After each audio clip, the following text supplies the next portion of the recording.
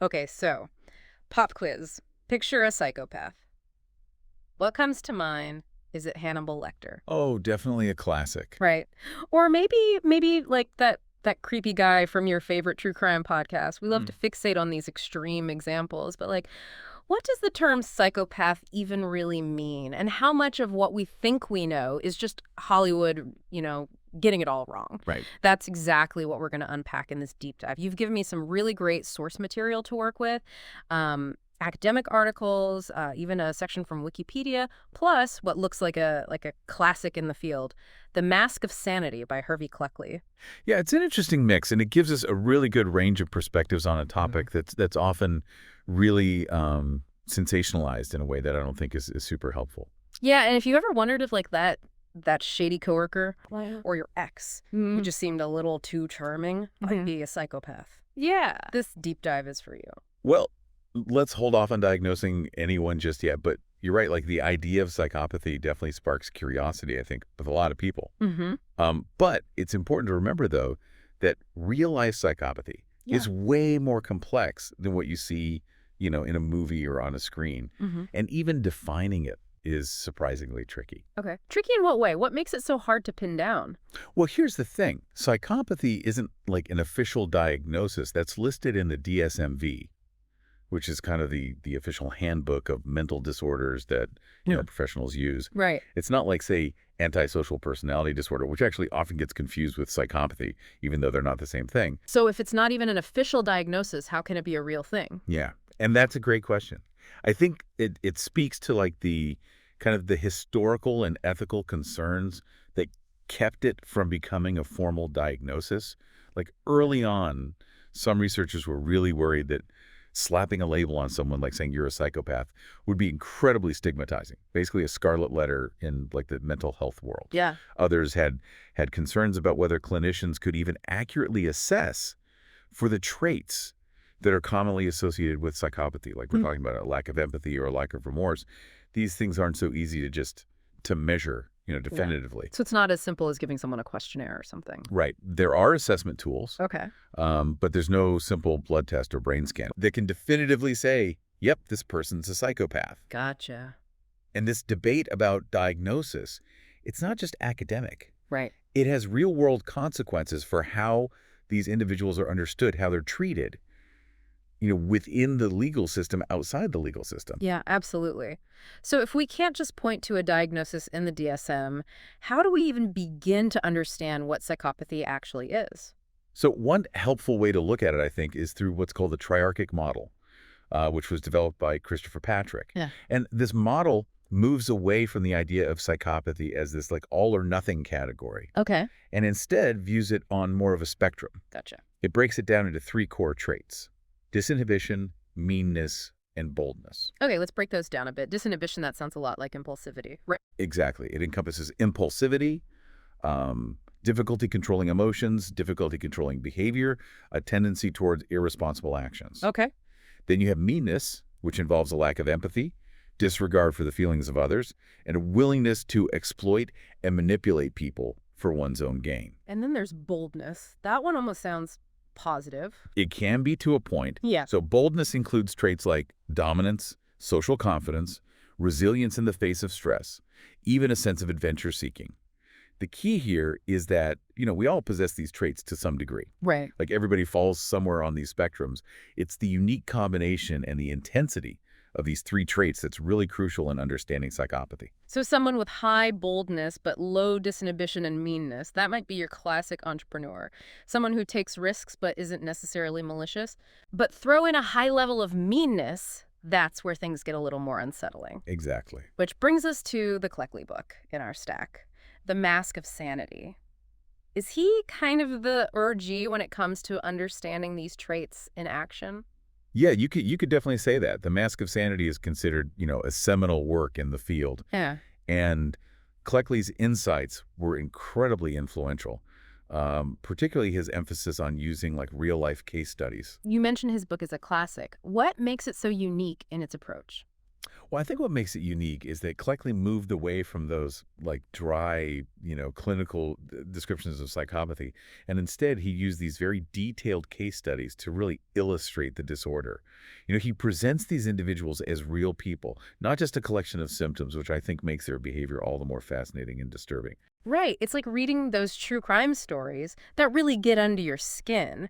You're drawn into the lives of these individuals, Right. which makes it all the more impactful when you start to kind of unpack, like, oh, wow, this person doesn't seem to have a sense of remorse. This person is doing this because, you know, whatever it may be. Exactly. And through these case studies, Cleckley makes a really compelling argument, I think, which is that psychopaths, they're not always who we think they are. Okay. He says they're often hiding in plain sight. Interesting. We tend to think of them as like criminal masterminds, but they can be successful professionals, charming socialites, people you wouldn't necessarily suspect. Psychopath next door. Exactly. Exactly. So, based on Cleckley's work, what are some of those common traits we should be looking for if we're trying to, understand this in action a little bit better? Well, one of the things that he highlights a lot is that one of the most striking, I think, contradictions is this blend of superficial charm and high intelligence that masks like a much deeper dysfunction. So you're saying they can be incredibly charismatic and really sharp, Mm-hmm. but it's all a facade. What exactly lies beneath that surface? Well, one of the most consistent findings is this profound lack of remorse or shame, even when their actions cause significant harm to others. And there's this, I think, chilling anecdote in Cleckley's book. He talks about a patient who had been paroled from a psychiatric hospital because of supposedly, good behavior, only to immediately go to a bar, get completely fall down drunk, and end up killing his own mother. Wow. In this completely senseless act of violence. That's horrifying. And he didn't feel any guilt or remorse after that. According to Cleckley, no. In fact, the patient seemed more preoccupied with the attention that he was getting during the trial than with the act itself. Interesting. And this complete lack of emotional depth is a recurring theme in a lot of his case studies. That's really disturbing. What else did Cleckley observe? I mean, these traits are really something. Yeah, and he talks about this thing, he calls it inadequately motivated antisocial behavior. Essentially, he observed that these individuals would do things that were very clearly harmful or destructive, Right. but their motives were often baffling, even to them. So it's like even they don't really know why they do what they do. Right. It's like there's this disconnect between their actions and any sort of clear motivation. They don't always seem driven by personal gain or revenge or things that we might typically associate with those sorts of behaviors. Sometimes it's like they act destructively simply because they can, or even out of boredom. Wow. That's a terrifying thought. It's like they don't have that internal compass that most of us have to guide our behavior, to make us think twice before we do something. Right, exactly. And something else that Cleckley observed was that alcohol seemed to intensify their negative traits, often leading to even more erratic and damaging behavior. So to connect all of this back to the triarchic model, it sounds like we're talking about a perfect storm of traits. That superficial charm combined with a lack of empathy, a tendency towards impulsive and seemingly motiveless antisocial behavior, and this just chilling disconnect between actions and their consequences. You've got it. And it's this specific combination, I think, that makes psychopathy so challenging and so fascinating to understand. Right. Because it's not simply a matter of being bad or evil, but rather it seems to represent almost like a fundamental difference in how these individuals experience and interact with the world around them. That's a really good point. We've covered the difficulty of pinning down a definition for psychopathy. Right. We talked about the complexity of the traits themselves. Yeah. But we haven't even touched on what causes it. So we're talking about the root of psychopathy, the why behind these chilling traits. It feels like we're wading into that age-old debate. Nature versus nurture. Yeah, you said it. And like most things, especially when it comes to human behavior, it's very rarely one or the other. Right. There's a growing body of evidence that points to this really complex interplay of both genetics and environmental factors. Okay, so let's untangle those threads a bit. What do we know about, like, the genetic component of psychopathy? Like, how much is really nature? Well, research into the heritability of psychopathy, especially twin and adoption studies, really suggests that genes do play a significant role. Okay. Perhaps even more so than other personality disorders, actually. So, to put that in simple terms, if one identical twin exhibits those psychopathic traits, the other twin is more likely to also share those traits compared to like fraternal twins. Yeah, that's the general idea. Okay. This higher concordance rate in identical twins, points to a strong genetic influence. And researchers have been digging even deeper into that, looking at specific genes that might be involved. For Okay. example, there's some intriguing evidence that links variations in genes that regulate serotonin and oxytocin to psychopathy. Hold on, remind me what those are again. They're brain chemicals, right? Exactly. Right. So serotonin plays a key role in mood regulation, impulse control, feelings of well-being, Right. while oxytocin is often referred to as like the bonding hormone Okay. because it's so involved in social bonding, trust, empathy, things Yeah. like that. So it stands to reason that if someone has variations in these genes, it could affect how they process emotions, how impulsive they are, even their capacity for empathy. All things that seem to be tied to these psychopathic traits we've been talking about. Precisely. But, and this is really important, but genes aren't destiny. Okay. Environmental factors can dramatically influence how these genetic predispositions actually play out, or if they even manifest at all. Okay, so what kind of environmental influences are we talking about here? What could impact how these traits develop? One area that's been extensively studied is the impact of what are called adverse childhood experiences. Okay. So we're talking about things like abuse, neglect, exposure to violence, experiencing trauma during childhood. Yeah. These things can have, we know this, can have a profound impact on, a young person's development. Right. Especially for those who might already have, again, those genetic predispositions toward certain traits. That makes a lot of sense. But this raises kind of an important question for me. Are we saying that someone who had like a really difficult childhood is destined to become a psychopath? Not at all. And it's absolutely critical to remember that correlation doesn't equal causation. Right. Not everyone who experiences adversity in childhood is going to develop psychopathy. Okay.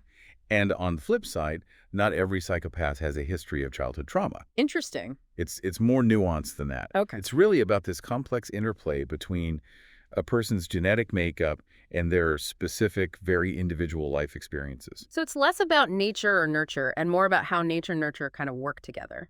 Exactly. Think of it this way. Someone with a genetic predisposition for, high boldness Okay. might respond very poorly to like really harsh punishment, maybe becoming even more defiant. But if you took that same individual and you put them in an environment that's, let's say, more structured and rewards more positive behavior, Right. well, that boldness might be channeled in a more productive direction, you see. So we're talking about a complex recipe here. It's not just the ingredients, which are those genetic predispositions, Yeah. but also how those ingredients are combined, with Yeah. their life experiences. Yeah. That ultimately determines what the outcome is. That's a great way to put it. And I think it underscores why a simplistic understanding of psychopathy can be kind of dangerous. Right. Because it's a very rarely one or the other. Right. And this more nuanced view, I think, is essential, especially when we start talking about treatment. And that's what I find so fascinating about this whole discussion. Knowing what we know now about the potential causes of psychopathy, can it even be treated? That's the million-dollar question. And unfortunately, it doesn't have an easy answer. The reality is there's no, proven cure for psychopathy in adults. Okay. Traditional therapies, talk therapy, cognitive behavioral therapy, Right. they often have very limited success. What makes it so difficult to treat? Why don't those traditional methods work as well? Well, think back to those core traits we discussed. Yeah. Individuals with psychopathy often lack insight into their own behavior. Okay. They just don't see it as problematic. So they have very little motivation to change. So they might not think they need therapy to begin with. Exactly. And they also have a really difficult time forming, genuine emotional connections, which makes building like a trusting therapeutic relationship incredibly difficult. Right. And to make matters even more challenging, they can be incredibly skilled at manipulating others, sometimes even using therapy to their advantage. So they might be resistant to treatment or even manipulate the therapist or the process itself. Exactly. Okay. It's definitely a challenge. But that doesn't mean that there's no hope. Okay. There are some, I think, promising areas of research emerging. Some interventions are kind of shifting away from trying to change the core personality and instead focusing on targeting specific neurological deficits. Okay. So difficulties with impulse control or emotional processing, things Uh-huh. like that. So rather than a complete overhaul, it's more about giving them tools to manage specific behaviors that might be causing problems for them or for others. Precisely. Okay. And there's also a growing push for early interventions, Okay. specifically for children who exhibit what are called callous unemotional traits. Okay. These traits, which include a lack of empathy, a lack of remorse, Mm. are often seen as kind of early warning signs for psychopathy. So the idea is that intervening early before these patterns of behavior become super ingrained could be a lot more effective. That's the hope. It's kind of like that saying, it's easier to bend a sapling than an oak. Right, right. Trying to significantly alter personality and behavior patterns in adulthood is incredibly difficult. But by addressing these traits early on, when the brain is still developing, when patterns are more flexible, there's a better chance to kind of steer development in a more positive direction. So while treating adults is incredibly challenging, there's a hope that early identification and intervention could make a real difference in a child's life. That's the hope. This has been incredibly insightful. We've unpacked the complexities of defining psychopathy. We've explored those chilling traits that Cleckley really illuminated for us. You're right. And then we delved into this intricate interplay of nature and nurture. Yeah. We even touched on the challenges and kind of the glimmers of hope in treatment. But I keep circling back to something you said earlier about, psychopaths often being hidden in plain sight. Right. It's a chilling thought, but it also feels more aligned with Cleckley's observations than these Hollywood stereotypes we started with.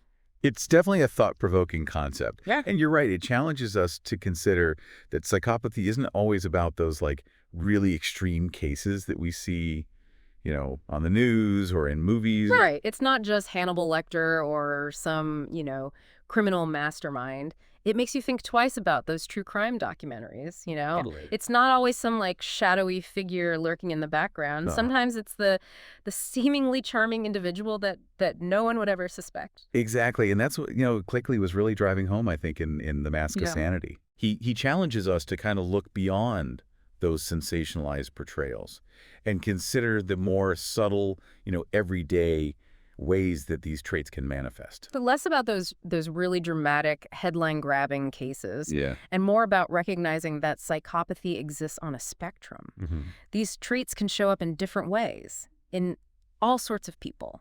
Absolutely. Think about, your own life. Have you ever met someone who was so charming that it seemed almost too good to be true? Right. Or maybe someone who just always seemed to have an angle, never truly taking responsibility for their actions, Yeah, I think we've all encountered a few people like that at some point or another. Exactly, and that's kind of the point here. Yeah. Psychopathy isn't just a label we reserve for, criminals or, people who are committing really heinous acts. Right. It's a set of traits that can be found to varying degrees in all walks of life. It's like you're giving me a whole new lens Yeah. through which to view human behavior, which is kind of terrifying. Well, and that's what I think is so fascinating about, digging into these topics. Yeah. It challenges those assumptions. Right. And pushes us to think a little bit more critically and hopefully leaves us with more questions than we had when we started. It definitely raises a lot of questions, but let's bring this back to our listener. Yeah. Why should understanding psychopathy matter to the average person? Someone who's not a therapist or a detective or someone in the criminal justice system. Well, I think for one, understanding these traits can be incredibly useful in navigating our own relationships. It can help us recognize red flags, set healthy boundaries, and protect ourselves from potentially harmful situations. So it's about being more aware, more discerning in how we interact with others, Yeah. especially those who might kind of set off those internal alarm bells for us. Precisely. But it's also about kind of challenging those stereotypes we've been talking about. Okay. Not everyone who exhibits some of these traits is dangerous or malicious. Remember, it's a spectrum, and there's so many factors that contribute to how these traits actually manifest. Right. But by understanding the potential for manipulation or lack of empathy, we can, make more informed decisions about who we let into our lives and how we navigate those relationships. That's a really important point. It's not about labeling people, but about just being more aware and attuned to how others might be interacting with us. Exactly. Yeah. And I think if you really think about it, this understanding has implications that go way beyond just our personal lives. Okay. It makes you think differently about those in positions of power, those making decisions that affect, all of us. No, that's a thought-provoking idea. It makes you wonder about the role these traits might play in, areas like leadership, decision-making, maybe even societal structures as a whole. And those are all conversations, I think, worth having. I mean, Yep. that's the beauty of a deep dive like this. Right. It's a starting point. Yeah. It's about peeling back the layers of a really complex issue and hopefully, again, sparking a curiosity to explore further. I couldn't agree more. So for our listeners who are ready to kind of take that next step, we highly recommend checking out The Mask of Sanity by Hervey Clickley. Great book. It's fascinating and at times a little unsettling, but it's a really great exploration of the psychopathic mind told through these really vivid real-life stories. It'll definitely give you a new perspective on this complex topic. Yeah, it might even make you look at, the people around you in a whole new light. Maybe even yourself a little bit. Well, until next time, keep diving deep. And remember, sometimes the most fascinating discoveries are the ones that hit closest to home.